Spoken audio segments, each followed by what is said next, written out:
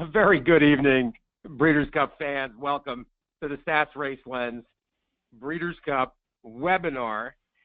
On the verge, less than 24 hours away, and happy that you can be with us as we try to help you find some gems over the next 2 days in the Breeders' Cup. Dan Tordjman is with us, as well as the team at Stats, and we first and foremost have to send out best wishes to Ellis Starr. Of course, Ellis was going to be with us, and Uber Capper is not well, and we all send out our best wishes to him. And first, let me welcome in Dan Tordjman.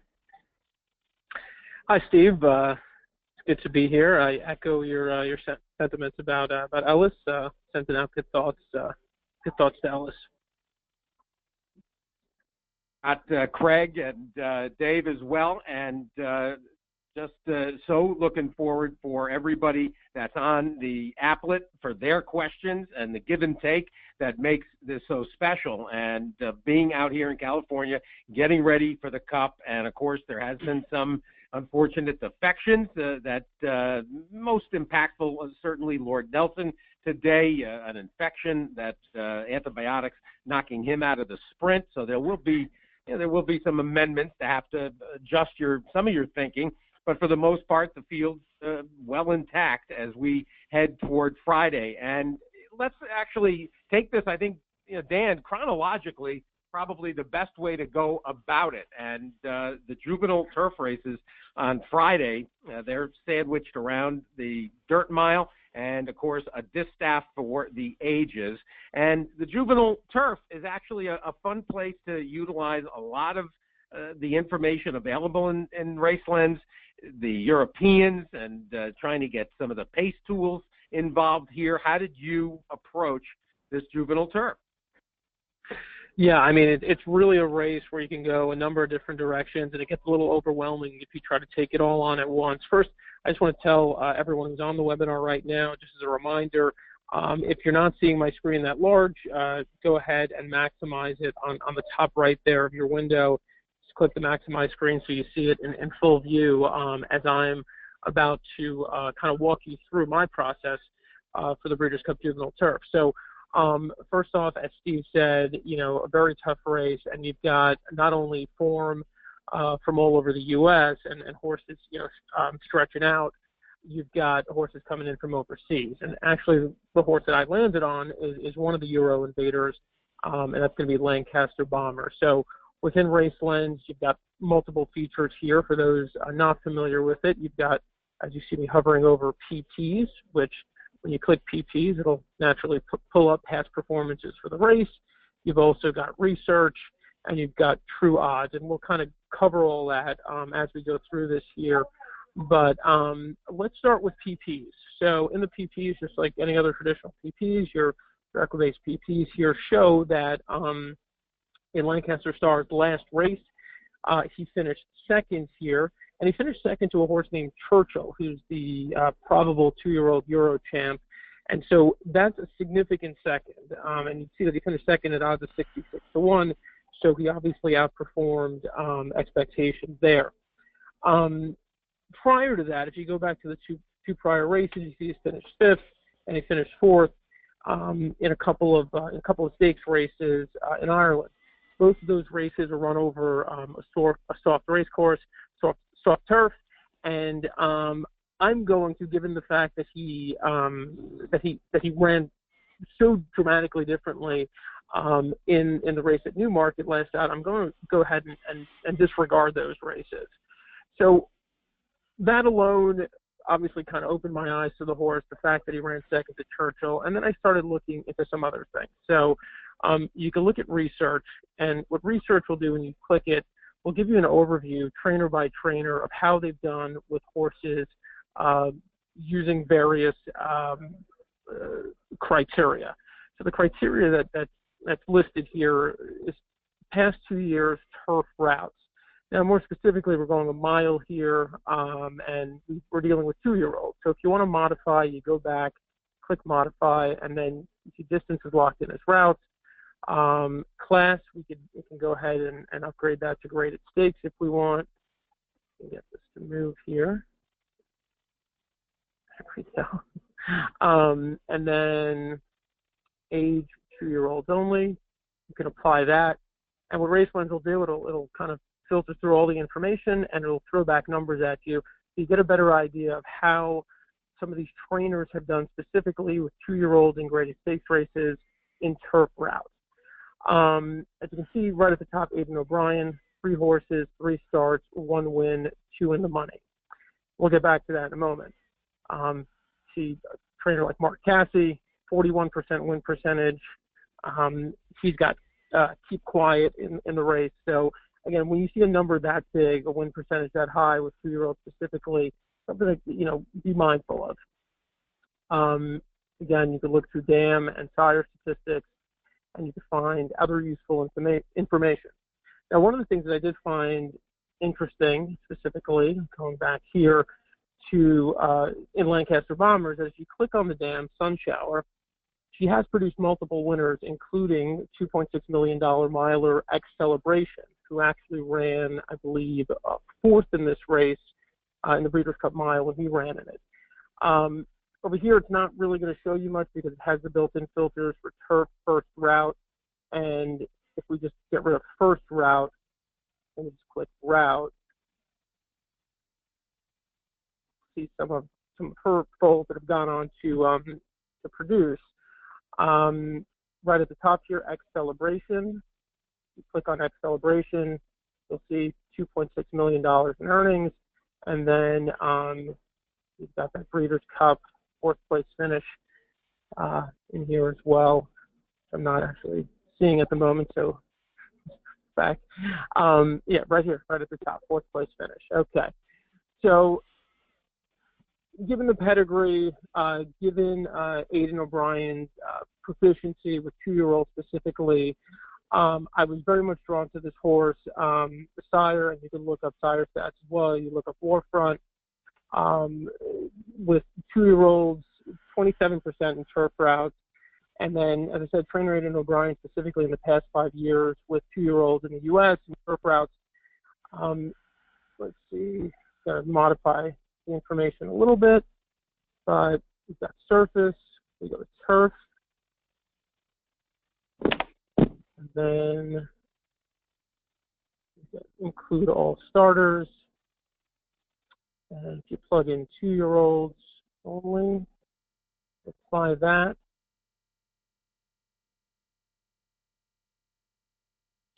You'll see that he's had 11 starters, 3 wins, 5 of them in the money. And if you look here, you'll also notice some of the names here from the horses he's run include George Vancouver, who looking through here, won the Breeders' Cup Juvenile Turf in 2012. So again, same race. Aidan O'Brien, the trainer. And then he had Did a Bomb, name that you guys might remember from last year. So given, again, Aidan O'Brien, how well he's done in this race, how well the Euros typically do in this race, I think you want to narrow it down to a Euro, and for me, it was Lancaster Bomber. So, Steve, I'll throw it back to you for reaction on that analysis.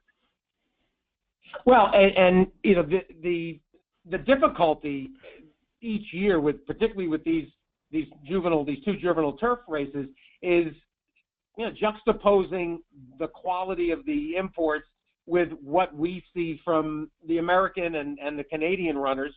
And certainly, you know, the horses that come out of Woodbine through Woodbine have a lot of quality. I mean, you look at a horse right now like Good Samaritan, Oscar Performance, of course, the two of them, I have a hard time believing, based on what we've seen from Intelligence Cross and Lancaster, that they're any better than the domestics. And I think it's might be a little different when we get to the fillies race, but I sense that the North American colts absolutely are on a par at the very least. And so my tendency in here, and the tool that I used, I went to the true odds and played around there. and especially the way this grass course, since the meet started, I wanted to kind of enhance some of the factors, and that included the pace and the speed factors in the true odds. And when I did that, and I some of this may have been wish fulfillment, but there were a couple of horses that I wanted to see elevated, and sure enough, I ended up getting a couple of them in terms of Oscar performance and favorable outcome. The Chad Brown to me is playing a little possum with favorable outcome. If you're somebody that likes to look at these races and you have trouble betting a horse like favorable outcome because there isn't terrific turf pedigree, I think you have to go back and rely on some of your month in, month out handicapping acumen, and you just have to trust Chad Brown's judgment, because day in, day out in the season, wherever he's competing, at Gulfstream in the winter and in New York during the rest of the year, the horses that he puts on the grass, he knows very well that they're going to be competitive. And so a horse like favorable outcome, to me, and when I played around with the slides and adjusted the true odds factors, favorable outcome came scorching up and is on the true odds basis going to be a tremendous overlay. And so for me, this is an interesting exercise, because I think that you want to keep to some of the basic. I think you can basically fulfill any wish that you want when it comes to these horses who, as 2-year-olds, can jump up and improve, in a flash. So I wanted to keep it a little simple here, and I just played around with true odds, and I kind of liked what I saw. Yep. Well, fair enough. And true odds,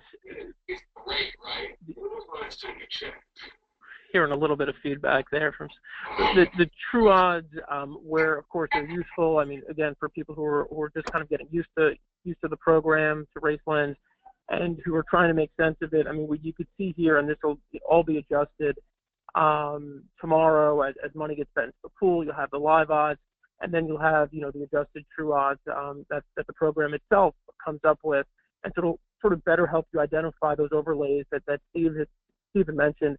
Specifically, if you see favorable outcomes, live odds or actual odds tomorrow, somewhere in the range of 30 or 35 to 1. And if you see true odds, at 20 to 1, you're obviously, there may be something there. And I agree with what you said about Chad Brown as well, moving these horses to the turf. He's just so steady, so consistent. I actually pulled the numbers for 2-year-olds on the turf for the first time. And as you would expect, I mean, the win percentage is something like 26, 27% out of a 100+ horse sample. So you know what you're getting there. You don't run any risk using a horse like that. And I think you got to just make a decision with the Euros. I think you've made a decision here that you're not convinced that any of them are necessarily better than the ones that have been running here or the ones that have been running at Woodbine, and that's completely fair. So I think each individual handicapper has to watch replays, make assessments and go from there. So. But yeah, we could briefly discuss, just because we want to cover a couple of other bigger angles on some plays that I've got on Saturday as well. We could just briefly discuss the Juvenile fillies race here, which will go off as race 8 tomorrow. Let me flip through my notes. Steve, anything jump out to you in this race? Well, I just want to answer one question. Russ asked about pace and what the interpretation is, and basically, Russ, what it is, utilizing the scores that the participants have already accrued. I'm basically enhancing the influence of how the pace is supposed to unfold. It generally the race is being scored out as kind of pace neutral, so. In this particular case, there isn't any extreme influence that the pace is going to necessarily reflect any more so when the odds are then recalibrated, because this is a fairly pace neutral race. There's no extremities here. We don't expect this to be a particularly fast pace, and it doesn't look like it's going to be a particularly slow pace. So even when I did make the pace factor go up to, like, let's say 4 on the scale, it didn't necessarily reflect any major influence on the way the odds got reflected, because the race doesn't have an extreme pace in one direction or another. All right. Let me pull that away. Okay, I got to put the questions back up and back and forth. In terms of the filly race, this is to me one of the weekend's best races, because there's so many attractive prices, and because of the circumstance that sees Roly Poly and Lock Coronel, if they were to have drawn slots that were neutral, if they had been drawn more to the middle of the field or inside, then their favoritism and their low morning line odds, you basically were forced to deal with them. I'm still using the two of them, but this again is a pace neutral race, and I think just pure handicapping and then price considerations are going to determine where you go. You got the 2 Chad Browns to deal with. You've got the 2 the Cassie runner. You've got the Europeans that all have quality about them. Spainberg is a horse that's trading as the favorite on the British betting shop market. This to me is a place where you see a horse that has an appeal to you, and you bet him, her. I mean, this thing. There's no conceivable superfecta that will come as a surprise out of this group. That's very fair. I also found this to be a difficult race. I mean, the good news is the race prior, from what I'm hearing and from what I'm seeing in terms of just polling other handicappers and talking to other handicappers, is that they seem to think that you've got a free square here in the Las Vegas Breeders' Cup Dirt Mile with Dortmund. I tend to think Gunrunner has a decent shot in the race, so I have trouble singling in this race for you multiplayers.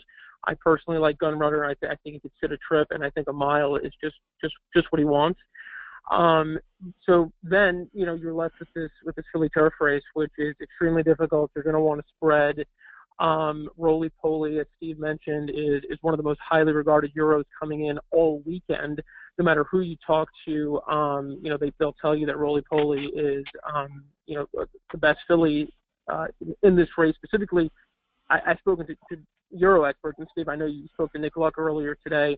He was raving about Roly Poly when I spoke to him, and so I think she'll be tough. Spainberg's interesting. I mean, you don't plop down the kind of money that was just plop down for her unless you see potential. And for me, victory to victory, even though you may she may go off as an underlay in the race, at least by the way these projections are at this point.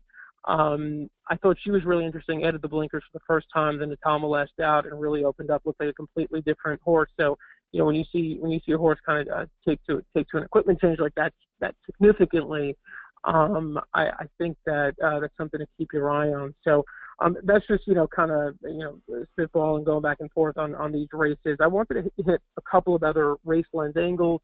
For the Saturday races specifically, Friday wraps up, of course, with the Distaff, and with that, I mean, you just kind of you can go with your heart, or you can go with you got to land on one side of the argument. Can the 3-year-old do it? Can Songbird do it? Can she stay undefeated? Or do you go with the proven commodity and Beholder, or do you think it's somebody from slightly off the pace, Forever Unbridled, a Carolina, a couple of ways you can go there, but yeah, I mean, that's those are my final thoughts on Friday. Steve, I don't know if you want to add anything on Friday before we jump to Saturday. Well, we're being asked about specific angles that are Breeders' Cup specific, and it's hard. It's hard to layer that equation because it is a different kind of race days. There's obviously when you have fields that are going to be this full, it is going to be different in a lot of ways than a normal race card, and so and because the Breeders' Cup is bringing together invariably the best of ideally the best horses for each circumstance, there aren't necessarily, at least to my way of thinking, and Dan, you can address this, you went for a pedigree angle when it came to the juvenile turf, but there are horses like Lady Eli, if we were going to, let's say, talk about the filly and mare turf, she's third off the layoff. Well, Chad Brown may be winning it at 38%, third off the layoff, but is that going to be an angle and a ROI stat that is going to influence us on a day like Saturday? Right. Very fair question. I think as it relates to trainer angles, and this is the way I feel specifically, and it varies from handicapper to handicapper, the way I feel is on a day like this, on a weekend like this, you can't put too much stock into trainer angles specifically. I mean, of course, when I see a Euro coming in for Aidan O'Brien, I just take that horse seriously to begin with. But as far as a pedigree angle goes, I think with the 2-year-old specifically, I think it can certainly help firm up an opinion. I'm not going to go on it exclusively, but if you see pedigree there, I think it reinforces opinions. And really that's what all this research should be. Rarely on a day or on a weekend like this are you going to be able to uncover an angle where you say, oh, wow, definitively this horse is going to jump up and shock the world because of this angle I found. Believe me, if that angle exists, it's being discussed. People know about it. It's on, Steve's going to mention on his show. Other people are going to mention it around the track. So there's no secret angle that you're going to really find, in a trainer stat or anything that's really hidden in pedigree that hasn't already been discussed on a weekend this big. What you could do, though, is back up your own research with the added research of Raceland. And you do find stats that kind of make you feel a little bit more confident about your plays. And that's kind of where I was with Lancaster Bomber. And I kind of feel the same way with the second play that I wanted to talk about here a little bit, which will go up in the Ascension Jet Breeders' Cup Juvenile, race 8 on Saturday. This is an interesting race. Again, you're dealing with 2-year-olds, several of them stretching out for the first time, several of them, going, trying to go long for the second time. And I'm going to pull up a trainer angle again. But before I do, I just wanted to draw your attention to Syndergaard, who's going to be my pick in this race. I was fortunate enough to spend most of the summer at Saratoga, and I got to see this horse firsthand even before he ever ran. And for those who don't know, he was purchased by Eric Fine and Company for $500,000. Highly regarded, really, just a beast, a beautiful, beautiful animal. Again, I saw him, in his barn, well before he ever raced, and there was already buzz about him. And a lot of it has to do with the fact, obviously, that his name is Syndergaard. He's named after the New York Mets pitcher Noah Syndergaard. And he's lived up to the hype. He won the debut race here by 3 lengths. He came back and he won the Funnyside Stakes by 10 1/4 lengths. And he did all of it on the front end. You look at some of those splits, obviously very impressive. The 98 Equibase speed figure for a 2-year-old making his second race, very impressive. But what I'd like to do, and if we could take a look at a replay here, I'm going to pull up the Champagne Stakes, which Syndergaard did not win. But it's important to watch the race. As we know, pace pressure is extremely significant and important variable. And just take a look at how Syndergaard is pressed throughout in the race. I'm going to try to fast forward this a little bit, and I realize the video may be a little choppy, but that's Syndergaard right there on the rail at 3. He's being pressed on the outside by Big Gray Rocket, who chipped in from California. There's a lot of buzz around the horse as well. And every step of the way, he's right there with Syndergaard. And I'm not sure if you're going to be able to see the splits here, but they went extremely fast. 22-3 for the quarter, 44-3 for the half, and again, being pressed the entire way. And then they put up 6 furlongs in 108-3. When you see this, no matter who the horse is, generally they're running on fumes late. But instead of that happening, so here we go, I'm going to fast forward a little bit as they come around the turn here. Syndergaard's still on the rail, and the one you're going to want to keep an eye on is Practical Joke, who comes back in this race here for Chad Brown. So there's Practical Joke coming up the rail right now. The one horse, he's going to tip out, and you would think that he goes right by Syndergaard here. But watch Syndergaard. Syndergaard battles back, and they go all the way to the wire, bob and heads, and ultimately Practical Joke takes the bob, and Syndergaard loses by a nose. All right, for me, Syndergaard ran the bigger race there, and I come out of that thinking that was extremely impressive for a horse going a mile for the first time. And the way I looked at this race was, is there anyone who can conceivably and realistically go as fast as Syndergaard can go early?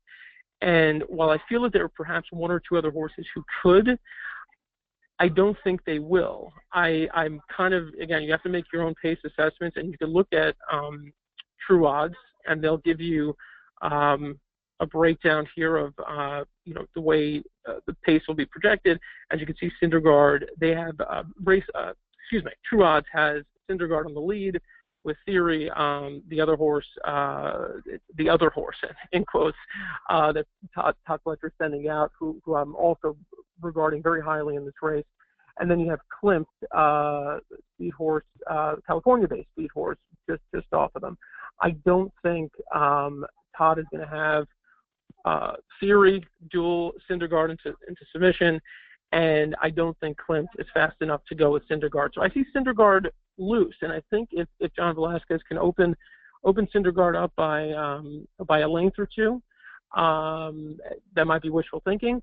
I think he's going to be extremely tough to catch late, especially given the the fact that this is his second time going long, going a mile in the 16th here. I think he should improve off the last race, and so I'm all over Syndergaard here. And again, speaking of trainer stats, I said I would bring one up, so let me do it, even though I cringe a little bit to do it, but with Todd Fletcher, it's worth taking a look at this because I found something that was pretty interesting. So you got Fletcher in here, and what I'm going to do is I'm going to plug in obviously dirt for let's see, for distance. This will be second route for Syndergaard. 8 to 30 days is fine. And let's see what that brings back.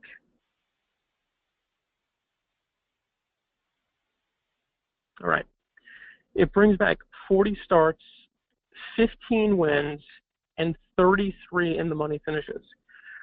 83% in the money is, again, it's Breeders' Cup weekend. It's not the end all be all, but it just sort of reinforces the powerhouse that Todd Fletcher is, specifically when it comes to 2-year-olds on the dirt. It helps. It just gives you that added confidence. And if you look through, you can find. So if we modify it and we look for graded stakes.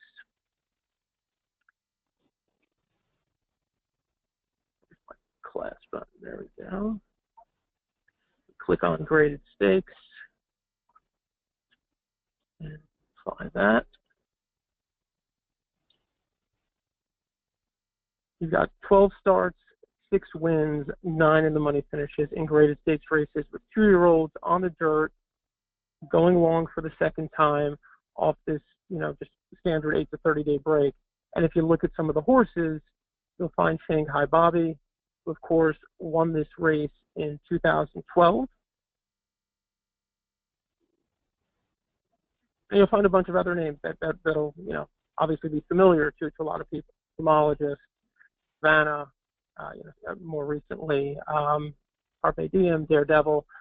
So, all of this again just sort of reinforces the fact that Todd has them ready to run more than ever at this stage in their careers. So I'm happy going to Syndergaard here, and I would even go as far if I needed to single somewhere to shingle in this race. I don't think most people are with me based on some of the informal polling I've done, and I'll throw it back to you, Steve, to see what your thoughts are. Well, this is what's fascinating about this juvenile group is how accomplished they are compared to recent years that we've gotten together for juveniles.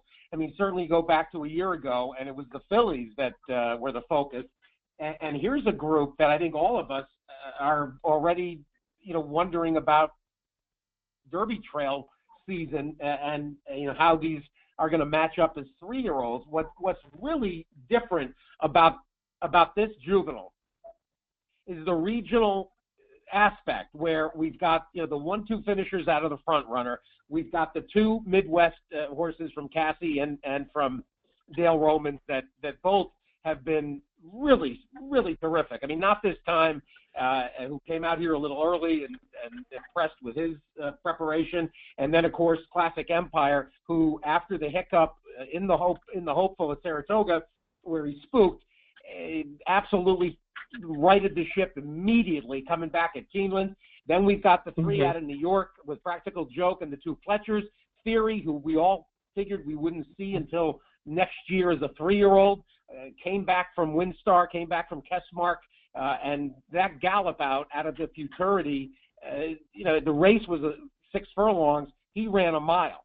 So it's not as if he's really coming into this race having just run the 2 6 furlong, the maiden breaker and the futurity win. And then we've got 3 rules to fold into this equation. An undefeated Florida type, that years ago we would have said the Calder horse.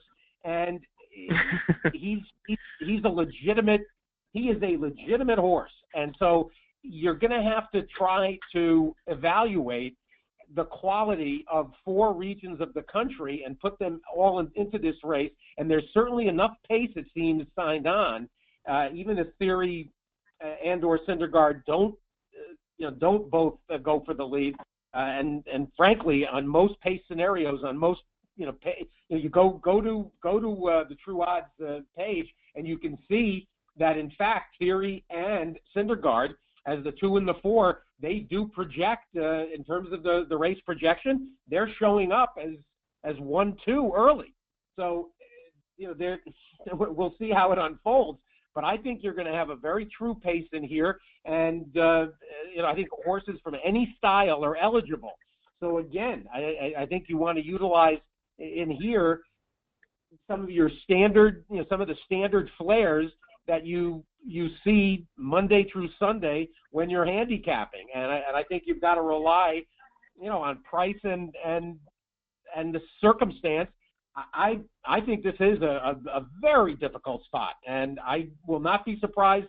One of the things we've been saying all week is that it feels like there's so many races tomorrow and Saturday where, yes, there may be clear favorites, but there's a much greater depth of field, and this is one of them. I mean, this is a race where there's really all 6-7 of the horses we've mentioned that to me are win candidates, and I don't think we can rely on some of the standard, on some of our standard methods. And I do think that as much as Syndergaard was wonderful and noble in defeat, I think he's a little hard pressed here, given the pace scenario, to duplicate what he did in the Champagne. I've gravitated toward some of the horses that are going to be mid pack and will be coming a little bit later, and I think I'm going to need to use 3 or 4 of them. All right, so you're not singling with me. We're not splitting a ticket here. No. All right, fair enough. Look, I mean, I more than anything, you've got to worry about what an effort like the Champagne takes out of a horse like Syndergaard. Grant, I mean, that is a concern for me. I'm not as concerned about the pace again, just given the fact that I don't see Todd having these 2 horses sort of banging heads throughout the race. Maybe that's the way it goes. It is the Breeders' Cup, so look, it's every man for himself. But I can't see Javier, knocking heads with Johnny, going Syndergaard theory all the way around. Maybe that's the way it goes, but I'm hoping that it's not. So we'll see how that race unfolds. Very intriguing race. Let's jump to the Breeders' Cup Turf. This is another extremely interesting race. Most people have boiled it down to 2 horses or potentially 2 or 3 horses. I'm going to throw another horse into the mix here. Let's see. So Breeders' Cup Turf is race 9 on Saturday.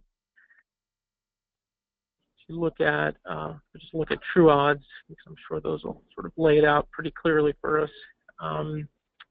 There you go. You've got Found and you've got Flincher. Found, the ARC winner, coming in. She's just having an absolutely amazing year. She's hardly been touched. There's only been 1 horse who's beaten her.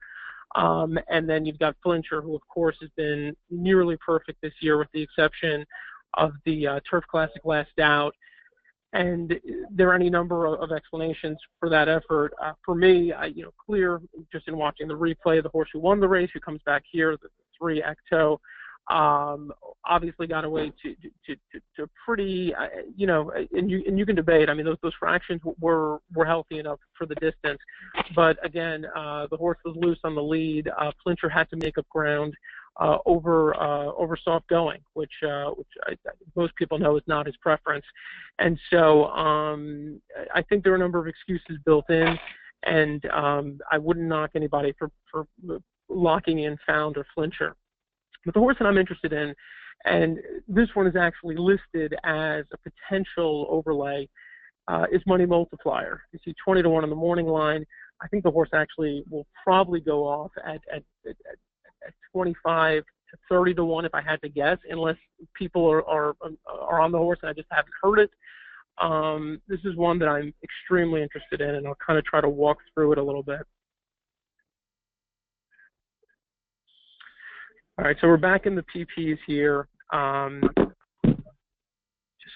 Just adjusting something here on my end. Give me 1 second.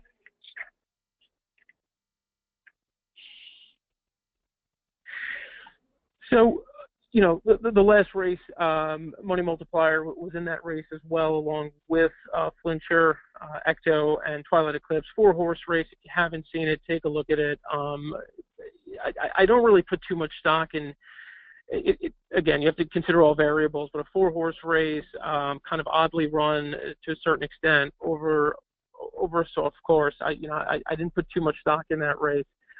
I'm going to go back to Money Multiplier's form this year coming in, and you can see that line right here that separates 2015 from 2016. You noticed a dramatic sort of increase or sort of heightened performances for Money Multiplier from the beginning of this year. It hasn't finished worse than second, with the exception of that last race. You've got an allowance win. You've got a 2nd place finish in the Man of War. You've got a 2nd place finish in the United Nations. And then, my race ahead. Yeah, you've got an allowance for here, and then you've got the 2nd place finish in the Sword Dancer. The Sword Dancer is the race that I'm interested in. If you, for people who recall watching this race live as it was happening, most people's eyes were on Flincher, and Flincher gets boxed in here, and it's debatable coming around the turn whether he's going to get out and whether he's going to have enough time to shoot up the rail. He does. In the process of being in awe of what Flincher did in this race, I neglected to look at what Money Multiplier did and what Money Multiplier had to overcome. So you can see your Money Multiplier is the 2-horse, and we're going to try to speed it up a little bit. And this may be a little hard to see here, again, given the fact that it's small video, and if I increase it, the video quality is going to deteriorate even more. But you can see right here, look at this move by Money Multiplier. And you can go back and watch these replays as well. Makes a little move here, comes up the rail, and looks to be in position to pounce right about here. But there you go. There's a tired horse in front of him. There's a horse going around him, and he has to take up dramatically. And again, there you go. Checked again, takes up again. So there's a loss there, by my estimation, of at least a couple of lengths. And here you go. Here's Flincher coming up the rail, and so there you go. In astonishment, Flincher found a seam, burst through. But here's Money Multiplier. Look, and I realize that Flincher is more or less under a hand ride here, and then geared down here in the final few strides. But Money Multiplier, to my eyes at least, ran a huge race there, has been in great form all year long, and at the odds that we're going to get Money Multiplier at, I think is a horse you definitely have to consider.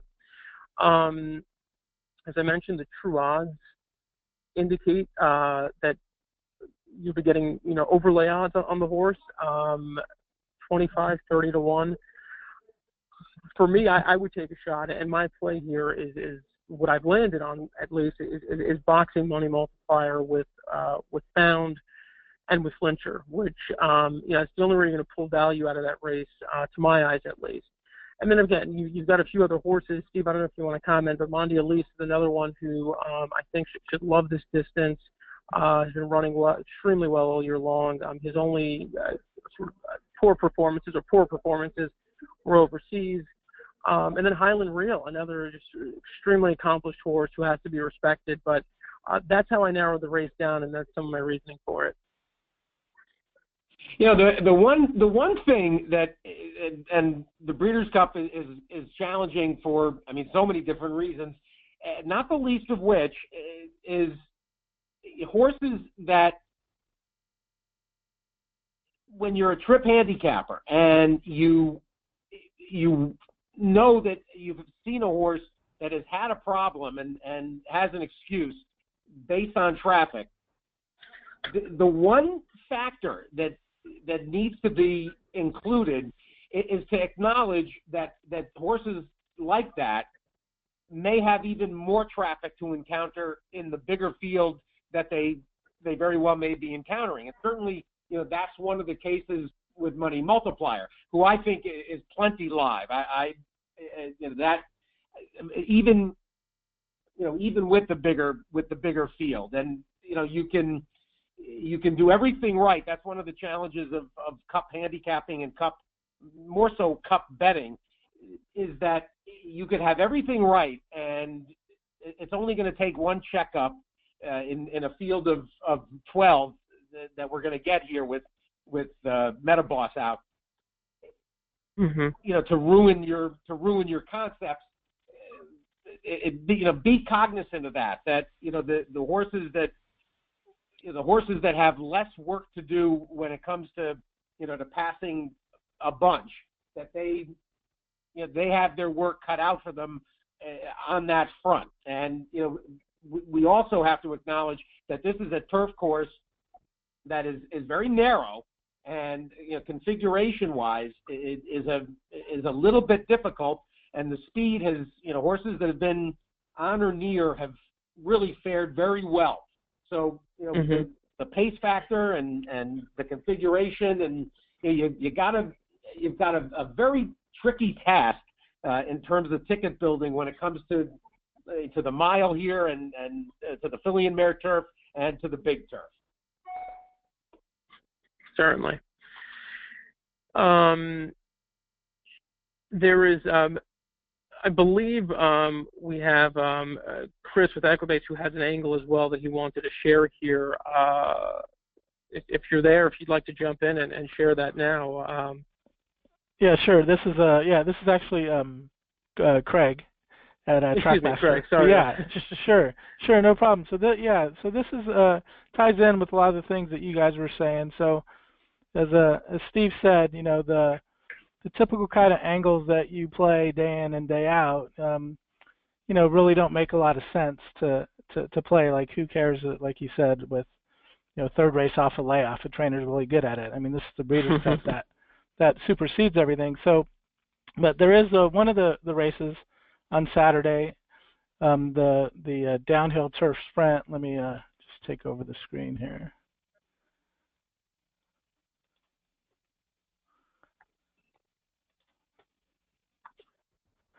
Okay, I want to go over because it's a race where I am going to play an angle. And so the angle I'm looking to play is because it's such a unique course, the downhill turf at Santa Anita. I think horses that have done well on the surface before are the ones that we need to take a close look at. So when you go into the PPs, you can have presets already chosen. So I have one here where I go into my user templates and I have today's track and surface. So that's going to depict today's track and whatever course it's on. So since it's the downhill turf course, all the races that are going to be displayed when I look at the running lines are just going to be the 6.5 down the hill races. So as you see, like this first horse, when you look up in the lifetime earnings box, there's no Santa Anita turf races at all. And so when we scroll down, everything's grayed out. So we're going to jump to, I know that number 2, obviously, has used to race on the downhill turf. So when the horse first shipped over to America, we can see the first 2 races it raced were down the hill. It lost by a head the first time, which is a great effort. Won the next time, and then later on, it ran in a Grade 3 race in April 2013, and we can see that it ran very well, and it lost by half a length. So even though this horse has been running classy races lately, it does have experience down the hill, so I think that is a great positive. The next horse to look at is number 10, Ambitious Brew. And this horse is actually the only horse who is really a high-end horse for course. So this horse, when we scroll down looking at the past performances, we can see that this horse is 5 for 9 going down the hill when we look at all the running lines. So that's an excellent record going down the hill. This horse also, when we look back on this November 1st, 2014, that was the last time that the Breeders' Cup was at Santa Anita, and this horse attempted to run in the turf sprint. It was early on in its career, so you could kind of see maybe it was over its head at the time, and it didn't do great, but it still only lost by 2 3/4 lengths. So, I think that experience is going to help it today. And Mike Smith was on it that day, and Mike Smith is on the horse again today. And then you can see that so far this year, for Martin Jones, Mike Smith, he's won 4 out of 7 starts. So that's all positive. The next horse to look at with down the hill experience is Undrafted. Undrafted has only run once down the hill, and that was in the Breeders' Cup Turf Sprint 2 years ago. Ran a great race, only lost by half a length. Figures to be live again here today. And then when we look at number 12, 12 has done well at Santa Anita, but hasn't run down the turf. But number 13, Holy Loot, you take a look at that horse. It's run well down the turf. The first time it ever ran down the turf, it won, but it was DQ'd. And that's won 2 other times going down the hill when we look at all the running lines, and you can see that it's run second twice as well. So that's a horse that has good turf experience. So when I go to the true odds, this is just to show you how much control you have, and Steve brought this up when he was talking about the juvenile turf race, how he changed the sliders, and horses that he liked end up moving up to the top, and this is going to be the same case here. So when you click adjust 1% probability factors, that'll bring up the slider, and so you can adjust it to the things that you think are important. So I had done this earlier, so I'm just going to change the form to 3. Then I'm saying the distance, the jockey trainer combination to 5, and then the track that we talked about, because the track and distance are important. And I hit apply. So now all those horses that were contenders before have moved down the list, and now the ones that we talked about have moved up the list. So now we see we can sort over here in the adjusted true odds, and we can see that Ambitious Brew now is 4 to 1 fair odds. Obviously 9 to 2, Undrafted 6 to 1, Ohm 6 to 1, who horse we didn't talk about but popped in. He does like Santa Anita turf, but it hasn't been down the hill before, and then Holy Loot. So for me, I'm going to key Ambitious Brew, and obviously, because of the experience down the hill, and that's just an angle I'm going to play because this is a unique race. And so that's the way that I'm going to view it. And so, but like we've talked about before, you and Steve have sometimes had a difference of opinion. Somebody may not believe that at all. So someone else can just put everything back to normal. Sliders, we apply it. And now we see that number 7, the importer, I guess Sudois is how you pronounce it, is Sudois, who's actually come out. He's actually out. Oh, that one's out of the race now. Okay. So that was what was I'll scratch it for now. So tomorrow when everything gets updated, the great thing about Race Lens is that horse is, when it's an official scratch, everything's going to come out, and everything here on the right will get recalculated, and all the adjusted odds and everything are all going to be recalculated. So you don't have to do anything to change anything in here. It's just all going to be automatically done tomorrow morning when Sanita sends in the official scratches. So that's a great thing that's happens with True Odds. So one other thing I wanted to point out was that this week we added a late pace rating. And so when you look at the run style of this race, we see there's a lot of early speed types. That's what the E stands for, early. The over here in the race projection, there's pace commentary all the time. So it says number-wise for pace ratings, it seems like it's going to be slow early, but there's a lot of early speed types. So you're going to have to determine yourself where you think there's too much speed or the speed's going to hang on well. So if you do think there's too much speed, now with this late pace rating, you can just sort up here in this column, and now we can look at the ones that have the best late pace ratings. And now an S horse like this, number 9, is a sustained horse. This horse can come from way from the back of the pack. So a horse like A Lot, Mongolian Saturday and Celestine are going to be on or near the lead, but they can finish also. So maybe those horses move up more in your opinion. And I just want to point that out, that's a new thing that we put in called late pace, went in this week. And when you analyzing the pace, if you're looking for someone who can finish, a lot of times you're going to want to look at those horses and key those in your bets too. So that's all I wanted to say about this race. And that's a big help because one of the things Michael's asking about, how do we utilize the product? How do we use the Race Lens, to distinguish some of these spots? And I'm glad you talked about the downhill because it is different, and that is a great application because it's like no other. Obviously, it's like no other configuration anywhere in racing. And one of the things that it did, I don't know if people noticed, but in that top 5, there were 2 horses showing up second and fourth in the pecking order. Obviously, an Ohm, and Ohm is the horse I'm going to key off of down the hill. Milers stand out down the hill. It's a configuration that plays well to horses that are cutting back because the 6.5 is not a true 6.5 because of the 2 turns. They jog right before they make the left turn. It plays not out to a mile, but certainly more than 6.5 furlongs. And so horses that are not stretching, traditional turf sprinters that are used to going 5 to 5.5, they're tested and they're being stretched to this 6.5. Horses cutting back do particularly well, and I think it's one of the reasons that both Peter, Dan Hendricks, as well as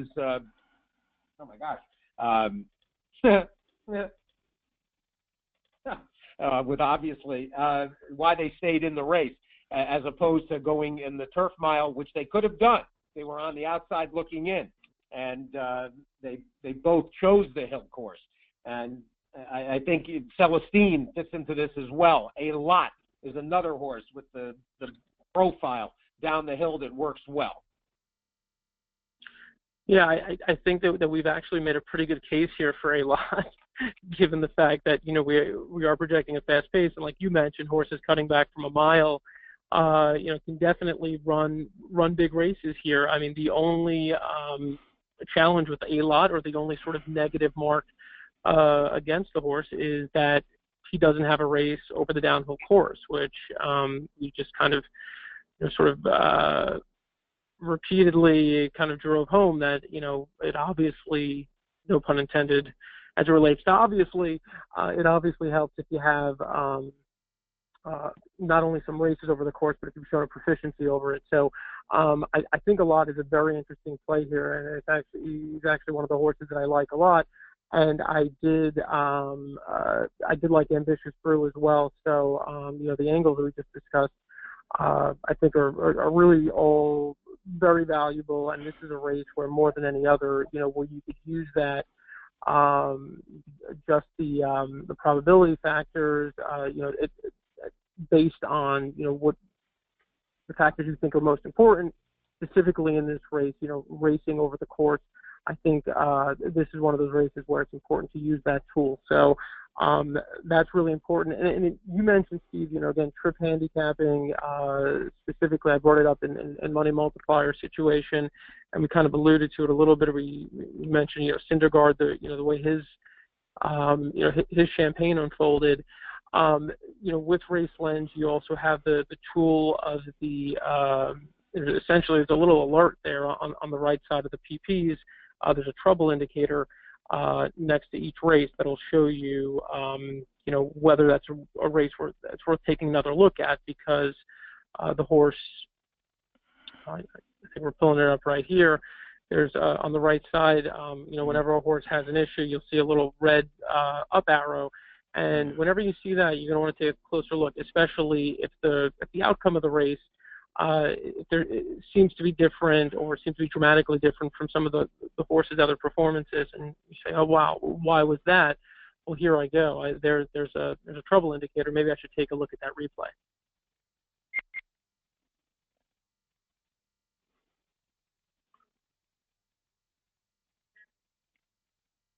Anu, could also maybe got about a few minutes just to pull things together. Want to remind people about the pricing opportunities, and Dan, maybe hit a couple of other highlights from the rest of the card, and maybe a couple of prime plays that we didn't talk about in the feature races. Who else do you think you want to be sure to utilize Saturday?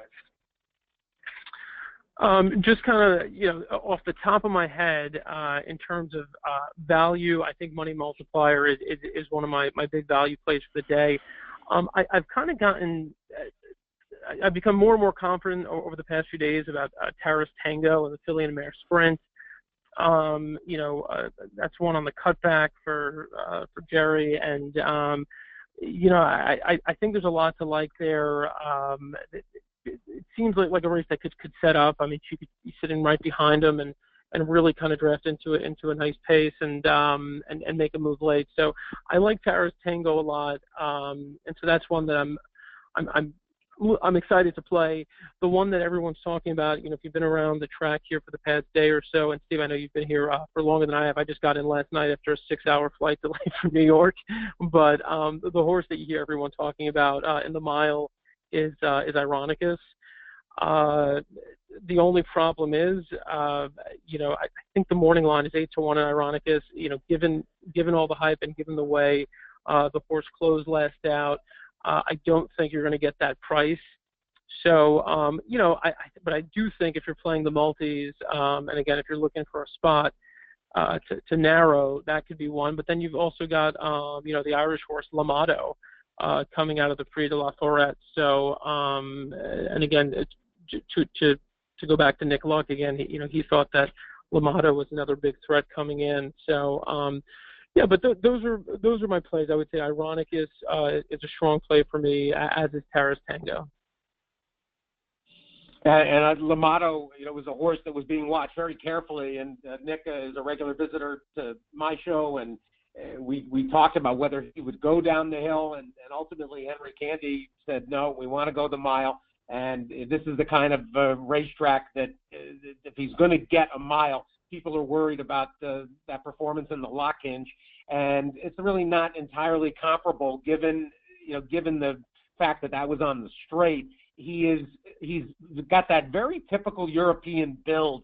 It's very funny to me, when you get to see these European horses in a group, and they all come out in the mornings with their parade, and they've got their methods when they come out for their exercise. And Lamato's got that very compact Euro look. He's a horse that looks nimble and light on his feet, and certainly his gallops on the dirt. I like everything I see from him, and I was very anxious to see him, and I would love to go against, and I'd love to go find a couple of prices, and I do want to use a couple, including What a View, but ultimately Lamato is going to be an A play for me. I think Ironicus is absolutely a major player in this. Teppan, God bless her, but I think that this is a much different scenario than she faced a year ago, and I think there's legitimate question as to what form, how sharp the form is right now, and that in fact she just did not. You go back and watch that race, the Woodbine race, and the mile there. Yeah. I'm not convinced right now that she is at her best. Yeah, that's the more discouraging race. It wasn't losing last out. It was the race at Woodbine. When you take that in combination with, the last race that you kind of step back and you say, like Photo Call stole it, but the Woodbine race, just thinking of the race off the top of my head, she had to be used, and she was all out, against a field that on a normal day, if it's typical Teppan, she dominates. And so I think that race was a little concerning, combined with the loss last out. So I'm with you. I'm with you completely on Teppan. Just looking through any other questions. If anybody has, I see the one question from Bill about the Santa Anita turf. When they opened the course, brand new at the beginning of the meet, it was playing to speed, and horses had to be right up front at the very least. Then the last 10, 12 days, the course started to play much more fair, and horses from off the pace were getting involved, and they were making good progress. The rain that we had last week and then into the weekend, and in fact as late as Monday, I think leaves this grass course in absolute perfect shape. And don't forget, they've had the temporary rails up, so the inside, 2.5, 3 pads, they're all going to be pristine, and there should be just tremendous footing down inside. I think you're going to end up with a very fair racetrack when it comes to the turf, and you just have to be cognizant of the paces and make your decisions there. If you want a horse that's going to be coming from out of it, they'll be able to put their run in, I think, on this course, as long as the pace is fair up front. Yeah, this is Craig. I'd also say, traditionally in Breeders' Cup at Santa Anita, the Euros have done well in the past, and so I think 100% what you're saying, that it's going to be a fair track, and everyone's going to have their fair shot on these turf races. And then just one other thing I want to mention is that we do have all the specials going on at equibase.com. So now through the weekend for all the Breeders' Cup, make sure you get on. There's $5 for a day pass, $50 for a monthly sub, $125 for a 3-month subscription, and $4.99 for the year. So like we talked about, there's lots of different ways to use this product. I think there's something for everyone. You really need to take a look at it, and especially at these discounted prices. To me, anyone who's serious about handicapping should really take a serious look, and you're going to find things that you love about it, and that you can't believe you won't want to do without them once you start using it. I'll add to that by saying that. Yeah, go ahead, Steve. No, go ahead. I have one question for you as we wrap up too. Yeah, no, I just wanted to add to what Craig said, and that's by saying that myself, I've kind of used Race Lens over the past month or so to really complement my handicapping, and like I said earlier, to really reinforce opinions where I can. And I found it very useful. It's put me onto a few horses that I didn't see at all. And I'm not just saying this as a plug. I mean, it's truly been helpful. And I am learning things on a daily basis in terms of that there are so many different features to it, that the program is so robust that on a daily basis I'm finding and discovering new tools and implementing them in more effective ways. One thing we didn't look at in great detail are the alerts that you could set based on the angles that you like, and you can really customize those angles to give yourself an advantage. And if you know that you're successful, on horses, stretching out from 6 furlongs to a mile and a 16th on the turf, and who have turf pedigree, who have, to go long. I mean, that's the kind of stuff that you could put into the program, and you get an alert. I mean, you could just go through and you could see, when there's a good opportunity to lay some money down. So, for me, it's been an incredibly useful product, and I just wanted to echo what Craig said, that the program is so robust. So you just keep finding new tools, and you can really get lost down that rabbit hole, especially if you start looking up the trainer stats that I've been looking up. Well, and you mentioned the greatest portion to me, and this was a discovery or a realization right from early on, which was this is the most remarkable stable male product there is, because you don't have to do any actual work yourself. You can pick out the kinds of situations that when you're handicapping you like to bet. And I have one of my favorites, the triple whammy, the dropping down, cutting back, turf to dirt. When those three things are happening all at once, well, if you put those three together and you put it in for an alert, the product goes through the PPs on a daily basis, and it basically tells you every horse around the country. And frankly, it'll show you places at Remington, Delta Downs, places you might not normally ever be looking. And so it gives you an opportunity to follow things that basically saves you all kinds of handicapping time by finding your favorite bet. And how do you you can't even estimate what that's worth. I mean, it basically takes one successful plunge to pay for this thing for a year. Yep, that's that's a great point. Yeah, and I just want to say that also, if there's something in there that we haven't put in yet, I mean, we keep adding things all the time. This thing's still under development. It's a living, breathing product that we keep adding things every week. I mean, we have a lot of suggestions we got regarding workouts, like some people like furlongs per day, things like that. We have that. That should be in within the next month for sure. So we're going to be adding a whole group of 10 to 15 angle criteria. They're going to address more things with workouts that people wanted to see. We're going to be having the angle alerts. Also, you can set settings where they won't always all be red. We're going to have like more colors. The green ones will be positive angles, red ones will be negative, yellow will be neutral, things like that. These are things that we've gotten user feedback, so I encourage everyone to send feedback to us. We're just always trying to improve this product, and we put a lot of work into it, but we're still going to keep putting in more. So just keep suggestions and ideas coming, and we're going to get to them as best we can. And I just want to encourage people to keep using it and finding out more and giving us feedback. Craig, a quick hit. Brian logged on.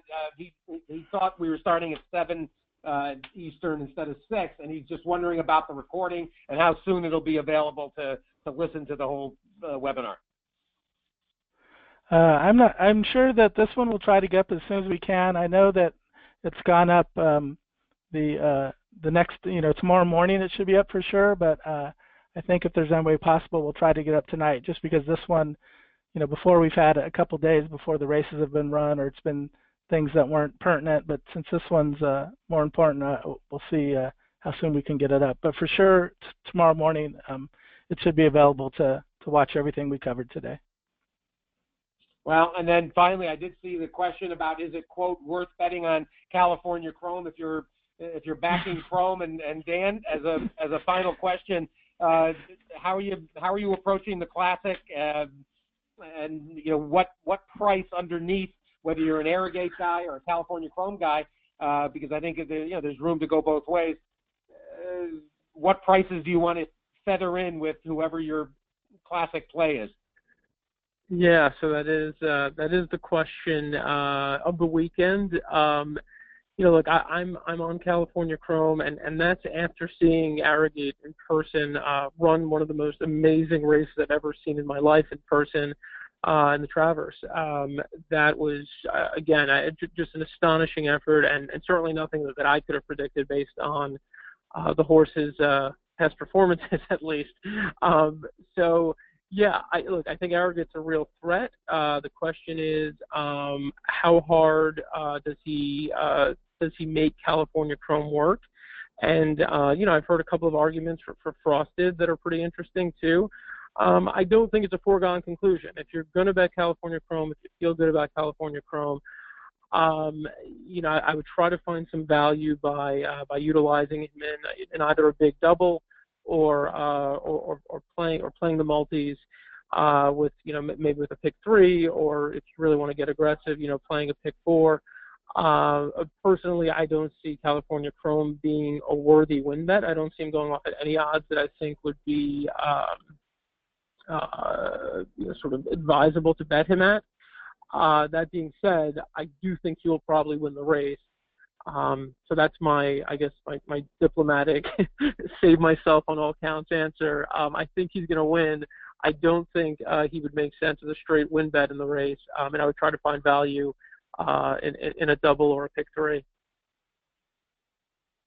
Well, and of course, there's also the Distaff Classic double that you got to bet tomorrow. Right. You can put the two together, and you know what? We didn't talk. Let's wrap it up with the Distaff. How are you approaching the Distaff? Most people feeling this is the best Distaff since 1988's Classic. Yeah, it's one of those where you could really, if at that stage of the day you want to kind of look ahead and say, look, Saturday's a big day. And I don't generally encourage people to sit out races if they want to bet, but if you just want to take in a race, purely based on the magnificence of the horses running in it, and the sheer class that's going to be on display, that would be the race. I would sit back and enjoy that race. If you're looking to make a bet in the race, I'm sticking with Songbird. She is just absolutely incredible. As I said, I spent a lot of time in Saratoga this summer, and I was fortunate enough to watch her run and to also see her on the backside. She's just incredible, and she's one of those pros who knows that they're a pro. Kind of similar to what we saw, what we see in most champions and what we've seen in horses like American Pharoah last year. Beholder, though, look, she is, she rules these parts, and she has for a while. So I wouldn't count her out either. My feeling is Beholder and Stellar Wind have both run some really tough races coming in, and I know that they have maybe a small advantage of having kind of raced off over this turf recently. Certainly, Songbird, has it's not like she's any stranger to the course. But that being said, I think Songbird has done it with such ease that even any sort of concerns you might have, given the fact that she's a 3-year-old going against older horses, I think it sort of it diminishes some of those concerns for me. I think she's going to be really tough to beat. So I'm Songbird. And in terms of betting that race, I might look to try to sneak in a little bit of a price. Underneath. Carolina is one that's been interesting to me. I think has a shot to run a really big race. And so Carolina is interesting, and Forever Unbridled is one that's interesting to use underneath.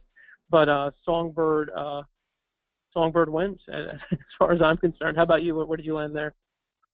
I'm all over the place. I've struggled. I was earlier in the year. I was lukewarm on Songbird, and then, like you, when I got a chance to see her at Saratoga all summer, I came away very, very impressed. My concern that she's going to have to turn back 4 specific challenges as the race unfolds, and I think it's really a lot to ask that she run at that. She's got that very controlled pace. I've said repeatedly she is not brilliant. That is not what she is. She's just a high cruiser that is basically running horses into submission. And what she did to Karina Mia was really the eye opener, where Smith is motionless and Karina Mia and everybody chasing are being asked. She's facing 5 horses that have won enough grade 1s that you can't question their quality, and she's going to have to turn them back one after another. And it's one thing to turn back a Karina Mia.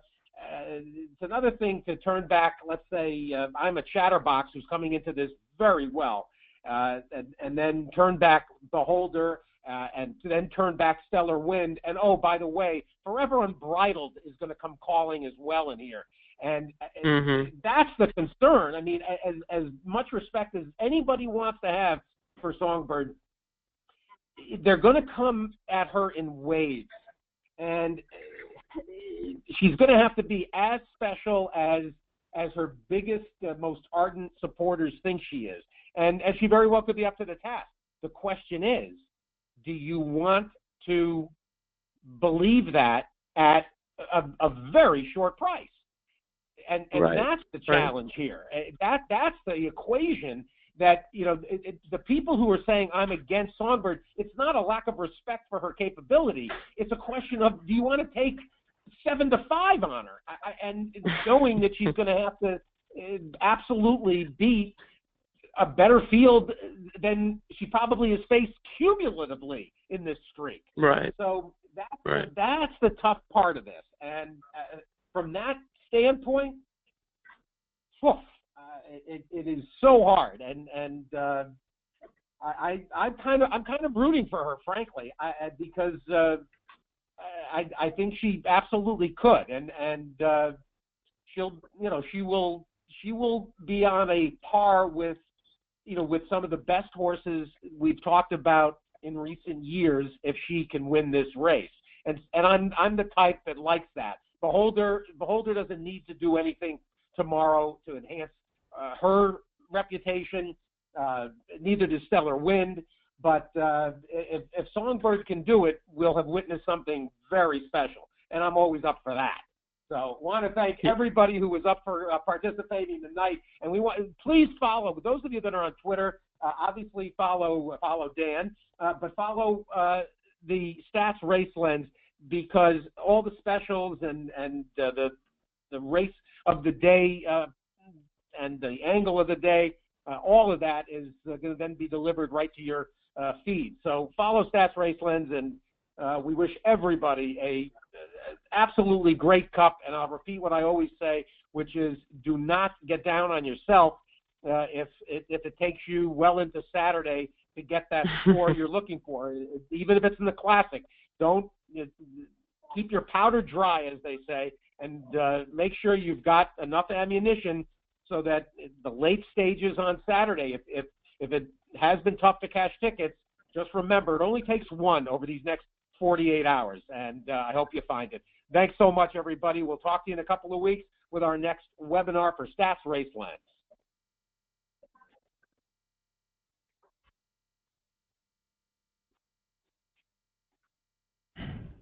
Hey, girls, come on. I just finished something on